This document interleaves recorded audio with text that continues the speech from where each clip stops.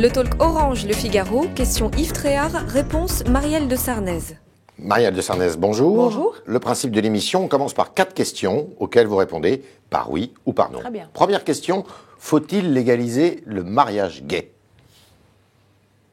J'ai pas envie de répondre par oui ou par non, mais je suis pour une union civile, égalité de droit. Faut-il réformer le régime de l'assurance chômage ? Il est déjà assez strict en France. Ce qu'il faut surtout, c'est rendre de l'emploi, créer de l'emploi.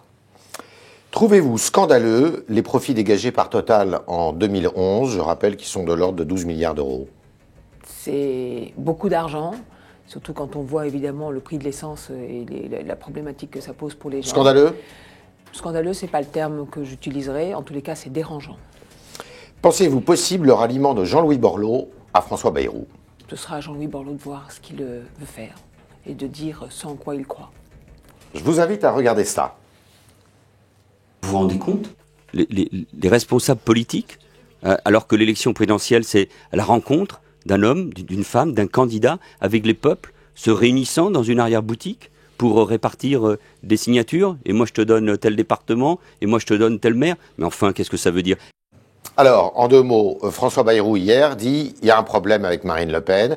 Si jamais elle n'arrive pas à avoir ses signatures et qu'elle en fasse la déclaration publique, il faut que tous les grands partis se réunissent et trouvent une solution. Trouve une solution, je ne sais pas. En tous les cas, ça veut dire que si elle n'a pas ses signatures, ça pose un problème au fond pour le pluralisme. Et c'est absolument incroyable de voir le Parti socialiste, au fond, avancer comme si la question du pluralisme n'était pas une question dans la démocratie française. Mais matériellement, on fait comment ? Mais c'est pas de savoir comment on fait, en tous les cas, on en parle. On en parle, ça ne veut pas dire donner ses signatures. D'ailleurs, François Bayrou l'a dit, on ne donnera pas nos signatures. Tout ceci ne ferait absolument, évidemment, pas sens. Mais de là à dire que ça n'est pas un problème, que circuler, il n'y a rien à voir, et qu'il n'y a pas une question du pluralisme dans le pays, il y aura un problème de pluralisme. Moi, je propose, par exemple, que peut-être demain ou après-demain, on puisse avoir 500 000 ou 1 million de Français qui puissent parrainer un candidat. Donc on change la méthode. Il faudra probablement changer la méthode. Je propose aussi qu'on mette de la proportionnelle, c'est en tous les cas la proposition de François Bayrou, à l'Assemblée nationale. Alors, on ne peut pas avoir 2 partis, PS et UMP, qui concentrent absolument tous les pouvoirs dans ce pays. Les parrainages, on arrêterait avec les 500 signatures d'élus et on irait vers le peuple et on essaierait d'avoir 500 000, 1 million, 2 millions. On peut garder, au fond, un double parrainage. Mais pourquoi pas ? En tous les cas, on peut y réfléchir. Oui. On peut avoir d'un côté 500 élus. Au fond, ça fonctionne. D'ailleurs, peut-être qu'elle aura tout à fait moins, ses signatures. ou moins. On verra. Bon, je trouve que 500 sur 45 000, c'est bien, c'est correct. D'accord. Et puis on peut tout à fait réfléchir à un système où on ouvre la possibilité aux Français, 500 000, 1 million de Français, de pouvoir parrainer un candidat. En tous les cas, imaginez que dans ce pays, il n'y ait pas de problème de pluralisme. C'est ça que dit Manuel Valls. C'est évidemment se tromper. Donc l'élection serait tronquée s'il n'y avait pas Marine Le Pen sur la ligne de départ ? Disons qu'il y aura une forme de trouble. D'accord. Et que probablement des Français se sentiront frustrés de ne pas se sentir représentés. Ceci vaut aussi pour le Parlement. La campagne, ça y est, sur le thème des valeurs, Nicolas Sarkozy a appuyé là-dessus, François Bayrou a répondu, c'est valeurs contre valeurs. Oui, absolument. Qu'est-ce qui différencie les valeurs de François Bayrou de celles exposées par Nicolas Sarkozy la semaine dernière ? Un mot, humanisme. Un mot. Humanisme. C'est quoi l'humanisme alors ? Considérer, au fond, c'est être pour l'immigration illégale ? L'homme est au centre du projet politique qui est le nôtre et que désigner les plus faibles comme les responsables ou les coupables de tous nos maux, c'est évidemment pas seulement pas efficace, pas seulement contre-productif, mais ça dessine une société qui n'est pas celle que nous souhaitons. Alors, Nicolas Sarkozy dit, moi je suis pour organiser un référendum sur le chômage par exemple. Il faut raccourcir la période d'indemnisation et obliger les chômeurs à accepter l'offre d'emploi. Mais ça voudrait dire quoi ? Mais ça voudrait dire quoi au fond ? Que le problème, ce sont les chômeurs en France ? Mais le problème, c'est qu'il n'y a pas d'emploi. Le problème, c'est qu'il faut rendre de l'emploi. La faute à qui ? La faute à nos dirigeants et à nos responsables politiques, à ceux qui gouvernent le pays depuis des années et des années, qui ont laissé la France s'appauvrir. C'est jamais de la faute des Français alors ? Écoutez, c'est la faute des dirigeants. En tous les cas, c'est une part de responsabilité. L'Allemagne, elle a créé des emplois depuis 10 ans. La France, elle en a perdu. On a la même monnaie.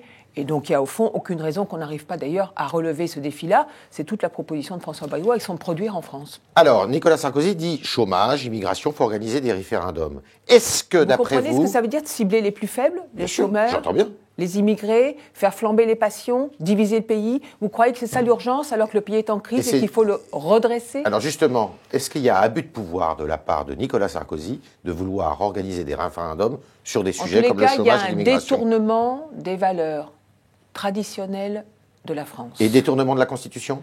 Détournement de l'esprit, au fond, de ce qui doit présider au rassemblement d'un pays. Aucun président de la République, prédécesseur de Nicolas Sarkozy, qu'il soit de droite ou qu'il soit de gauche, n'aurait eu ce genre d'idée. Il y a quelque chose là-dedans qui est comme une dérive que les humanistes ne peuvent pas et ne doivent pas accepter. C'est un tournant de la campagne? Oui, je le crois. Et est-ce qu'il y a violation de la Constitution?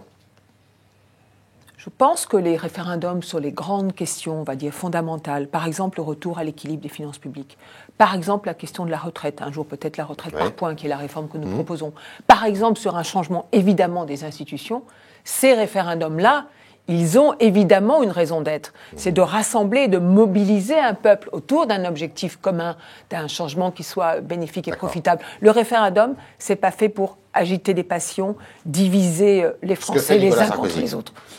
Il y a une chose qui a peu été relevée la semaine dernière, il y a eu le dîner du Conseil national des institutions juives de France. Oui. Un homme politique candidat à la présidentielle n'y est pas allé, François Bayrou. Oui.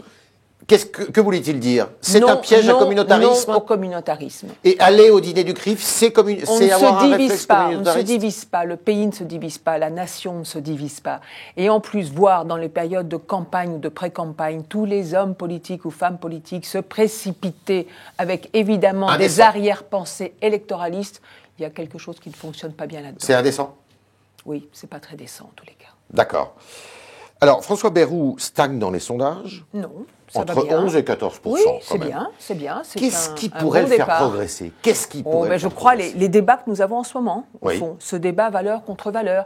Et je suis d'ailleurs, j'ai été heureuse de voir que François Bayrou avait été le premier et le seul à répondre, à se saisir de ce débat-là sur les valeurs, que des gens d'ailleurs comme Nicolas Dupont-Aignan ou comme Jean-Luc Mélenchon disent enfin il y a quelqu'un qui répond effectivement sur le plan des valeurs. Et moi je suis absolument stupéfaite du silence abyssal du Parti socialiste et de François Hollande sur cette question. Alors François Hollande, en revanche, il a dit quelque chose, et son camp a dit quelque chose aujourd'hui, en disant ils veulent saisir la commission des comptes de campagne parce qu'ils trouvent que Nicolas Sarkozy abuse des moyens de l'État. Mais vous comprenez que je suis en train de parler de valeurs. Bah oui. Je suis en train de parler de ce qui rassemble un peuple, de ce qui fait avancer un peuple. Et vous me dites, François Hollande parle... Bon. Mais je vais revenir à tout à l'heure à ce que vous avez dit. Mais je voudrais que vous me répondiez. Vous trouvez qu'il abuse des moyens de l'État, Nicolas Sarkozy ?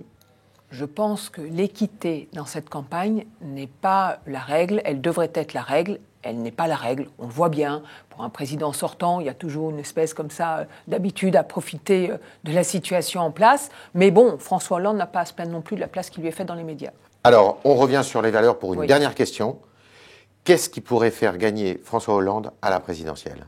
François Hollande ou François Bayrou ? François Bayrou, pardon. Voilà, j'étais sûre qu'il y avait eu de votre part. Ils ont les mêmes prénoms. Écoutez, il y a deux questions qui se posent à la France. Est-ce qu'on veut continuer comme ça, avec Nicolas Sarkozy, ou est-ce qu'on considère qu'on a perdu du temps et que maintenant il faut se mettre à reconstruire et redresser le pays en le rassemblant? Ça, c'est la première question.